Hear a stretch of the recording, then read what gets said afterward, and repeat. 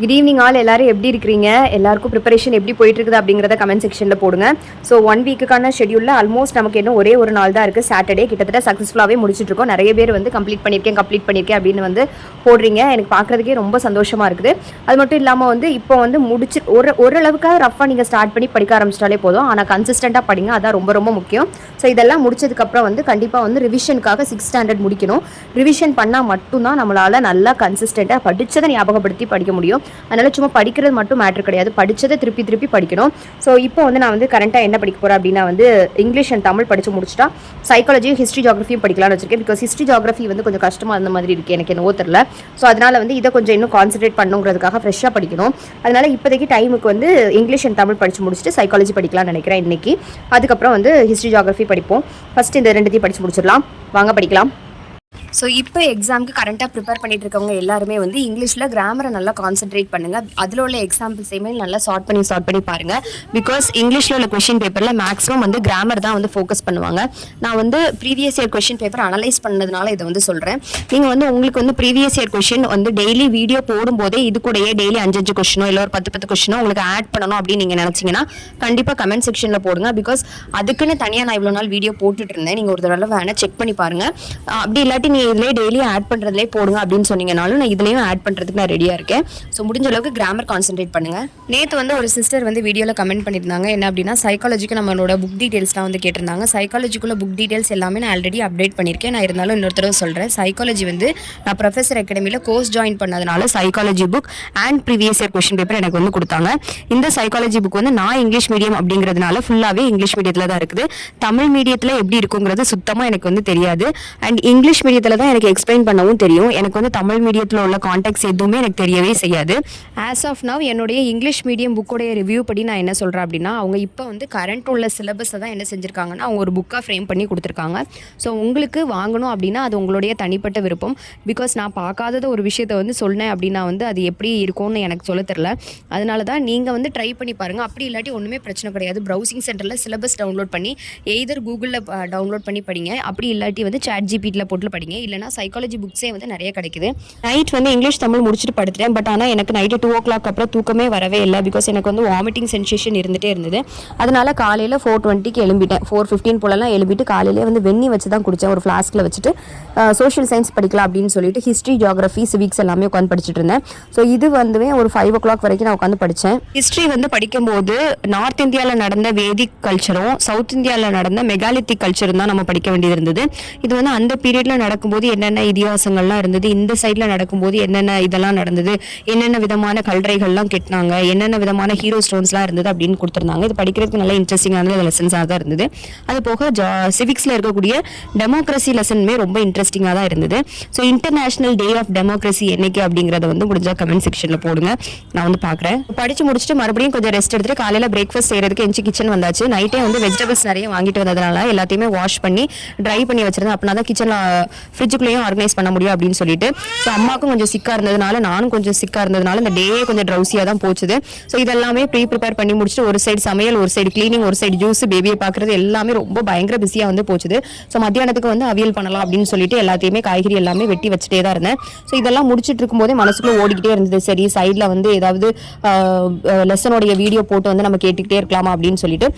இன்னொரு நிறைய ஹவுஸ் ஒய்ஃப்ஸ்க்கு வந்து படிக்கிறதுக்கே டைம் இருக்காது. அந்த மாதிரி நேரங்களில் நீங்கள் என்ன செய்யுங்க, உங்களுடைய ஃபோன்லேயே யூடியூப்லேயே லெசனையும் போட்டு விட்டு சைடில் ஆடியோ கேட்டுக்கிட்டே இருங்க. நான் இது வந்து இந்த பாத்திரம் கழுவும் போது நிறைய இந்த நேரம் வேலைகள் பார்த்துட்டு இருப்பேன்.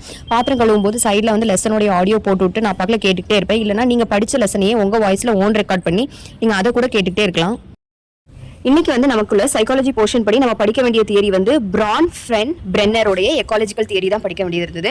இந்த தியரி வந்து எதோடைய பேசிஸா இருக்கும் அப்படின்னா, ஒரு சைல்டோடைய டெவலப்மெண்ட் வந்து சோஷியல் என்விரான்மெண்ட் கூட எவ்வளவு தூரம் கனெக்ட் ஆயிருக்கு அப்படிங்கிறத வந்து பார்க்குற மாதிரி தான் இந்த தியரி வந்து இருக்கும். அதாவது ஒரு குழந்தை இருக்குன்னா அதுக்கும் சொசைட்டிக்கும் உள்ள கனெக்ஷன் என்ன, அது மூலமா அந்த சொசைட்டிக்கு இருக்கக்கூடிய சோஷியல் ரிலேஷன் மூலமா அந்த குழந்தை எந்தெந்த விதத்துலலாம் டெவலப் ஆகுது, அந்த டெவலப்மெண்ட் வந்து எந்தெந்த விதத்துல தான் தாக்கப்படுது இல்லைன்னா வளர்ச்சி அடையப்படுது அப்படிங்கிறது இந்த தியரியில வந்து வந்து பிரான் ஃபென் பிரென்னர் வந்து சொல்லியிருப்பாரு. இதுல வந்து ரொம்ப சென்டரா இருக்கிறது சைல்டை சுத்தி தான் அந்த தியரியே வந்து அவர் வந்து டெவலப் பண்ணியிருப்பாரு. ரொம்ப சிம்பிளா சொல்லணும்னா இதுல ஒரு 5 சிஸ்டம் மட்டும் தான் இருக்குது. இந்த 5 சிஸ்டத்திலையும் வந்து நம்ம எந்தெந்த சிஸ்டம் எந்தெந்த இது கூட கனெக்ட் ஆயிருக்குங்கிறத நம்ம நல்லா தெரிஞ்சு படிச்சுக்கிடணும். மைக்ரோ சிஸ்டம் தான் ஃபர்ஸ்ட் சிஸ்டம். இது வந்து ரொம்ப ரொம்ப ஈஸியானது. இது வந்து சைல்டு வந்து யாரு கூட ரொம்ப அதிகமான டைமை வந்து ஸ்பெண்ட் பண்ணுதோ அதுதான் வந்து யார் அப்படின்னா மைக்ரோ சிஸ்டம். ஃபார் எக்ஸாம்பிள் அது வந்து பேரண்ட்ஸாக இருக்கலாம், இல்லைனா சொந்தக்காரங்களா இருக்கலாம், இல்லைனா ஸ்கூலில் அவங்களோட ஃப்ரெண்ட்ஸாக இருக்கலாம். இதில் வந்து அந்த சைல்டால் வந்து டைரெக்டாக வந்து இன்னொருத்தர் கூட பேசி எடுத்து டைரெக்டாக இன்ட்ராக்ட் பண்ண முடியும். அந்த சோஷியலில் இருக்கக்கூடிய ஒருத்தவங்க கூட டைரெக்டாக பேசி எடுத்து இருக்க முடியும். ஃபார் எக்ஸாம்பிள் இப்போ ஒரு பால் தான் பக்கத்து வீட்டு பாட்டி வீட்டுக்குள்ளே போய் விழுந்துருச்சுன்னு வைங்களேன். அந்த பாட்டி கிட்ட போய் பேசி, பாட்டி வந்து ஒரு பக்கத்து வீட்டுக்காரங்க, அப்போ அந்த பாட்டி கிட்ட போய் பேசி பாட்டி பால் தாங்க அப்படின்னு சொல்லிட்டு மறுபடியும் எடுத்து விளையாடுற மாதிரி இருக்குது. ஸோ மைக்ரோ சிஸ்டம்னா அந்த சில்ட்ரன் வந்து டைரெக்டாக இன்ட்ராக்ட் ஆக முடியும்.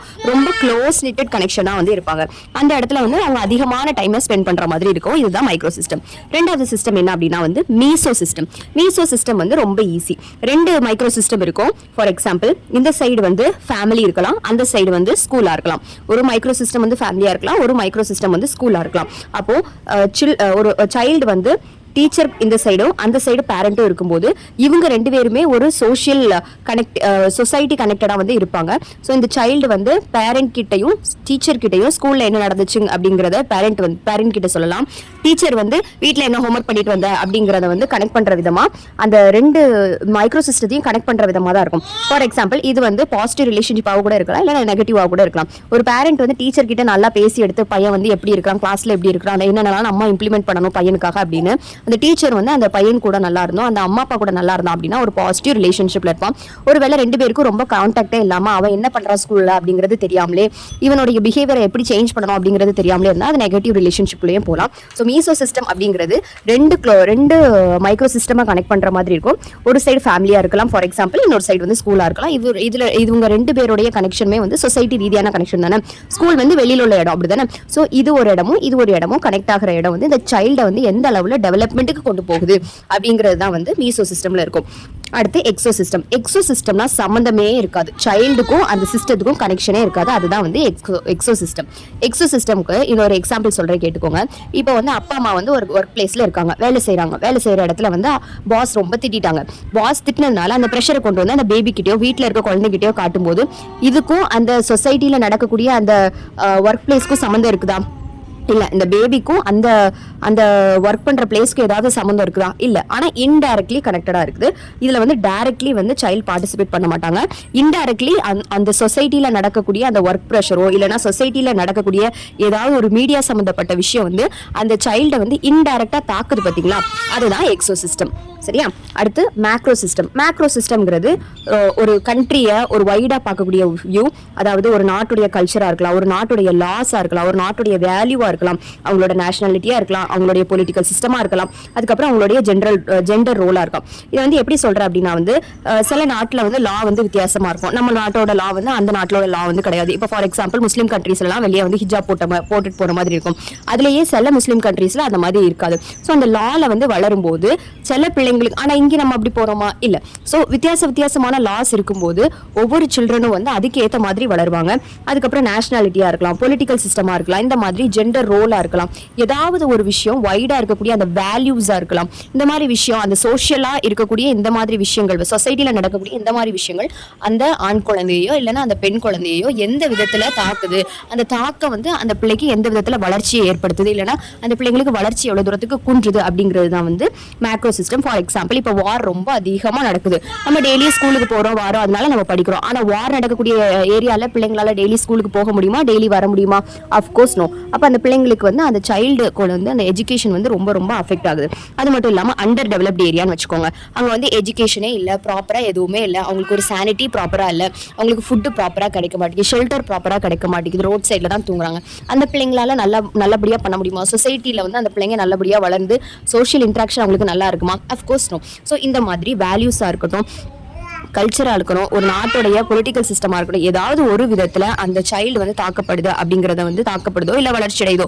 ஆனால் இது பாருங்க டெவலப்டான கண்ட்ரீஸில் பாருங்க அந்த பிள்ளைங்க நல்லா வளரும். ஸோ இந்த மாதிரி எக்ஸ்டீரியராக இருக்கக்கூடிய பெரிய வைடான விஷயங்கள் வந்து இந்த சைல்டு தாக்கும்போது அதை வந்து மேக்ரோ சிஸ்டம் அப்படிங்கிறத சொல்கிறோம். அடுத்து குரோனஸ் சிஸ்டம். குரோனஸ் சிஸ்டம்னா கால அமைப்பு. ஃபார் எக்ஸாம்பிள் இப்போ பார்த்துக்கோங்க, நம்ம இருக்கிற ஜென்ரேஷனில் நம்ம வந்து முன்னாடி பார்த்துட்டு இருந்தது பட்டன் ஃபோன், இப்போ வந்து டச் ஸ்க்ரீன் யூஸ் பண்ணுறோம். ஆனால் இப்போ உள்ள குழந்தைங்க பிறக்கும் போதே என்னதான் செய்யுது, டச் ஸ்க்ரீனோடய தான் பிறக்குது. அந்த பிள்ளைங்களுக்கு வந்து ஆட்டோமேட்டிக்காக ஒரு யூடியூப்ல ஒரு வீடியோ பார்த்துட்டு இருக்கும்போது ஸ்கிப் ஆட் பண்ணணுங்கிற சென்ஸ்லாம் வந்து ரொம்ப அதிகமாக இருக்கு. ஆனால் இது 2 பேர் யூடியூப் பார்த்துட்டு இருக்காங்க, பக்கத்தில் ஒரு தாத்தா இருக்காங்க, இங்கே வந்து இப்போ பிறந்த ஜென்ரேஷன் உள்ள ஒரு பேபி இருக்குது. அப்போ அந்த பேபியால ஈஸியாக வந்து ஸ்கிப் ஆட் கொடுத்துட்டு போயிட முடியும். ஆனால் அந்த தாத்தாக்கு அந்த ஸ்கிப் ஆட் கொடுக்கணும் அப்படிங்கிறது தெரியுமா? அஃப்கோர்ஸ் நோ, தெரியாது. அந்த ஜென்ரேஷன் கேப், அந்த கால அமைப்பில் அவங்க பிறந்திருக்கலாம். ஸோ அதுதான் வந்து என்ன அப்படின்னா வந்து குரோனோ சிஸ்டம். ஸோ இது வந்து பிரான் ஃபென் பிரென்னர் எக்காலஜிக்கல் தியரி வந்து ரொம்ப ஈஸியான ஒரு தியரி தான், ஈஸியாக படிச்சிடலாம். சைல்டுக்கும் சோஷியலாக நடக்கக்கூடிய சொசைட்டியில் நடக்கக்கூடிய விஷயம் வந்து எந்த அளவுக்கு ஒரு சைல்டை வந்து தாக்கத்தை ஏற்படுத்துது, அந்த தாக்கத்தினால அந்த பிள்ளைங்க எவ்வளோ நல்லா வளருது, இல்லைனா அவங்க நல்லா வளர முடியாததுக்கான வாய்ப்பு என்ன அப்படிங்கிறத வந்து அவர் 5 சிஸ்டமாக கொடுத்துருக்காரு.